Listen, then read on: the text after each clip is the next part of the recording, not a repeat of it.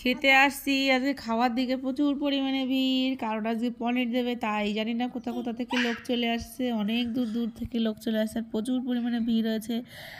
যাত্রা হয়েছে অনেক দিন পরে আমাদের এইখানে, প্রতি বছর বাউল গান টান হয়, এবার বাউল গান দেয়নি, যাত্রা দিয়েছে। তো চলো তোমাদের অল্প একটু দেখালাম, দেখা হচ্ছে নেক্সট ভিডিওতে, টাটা।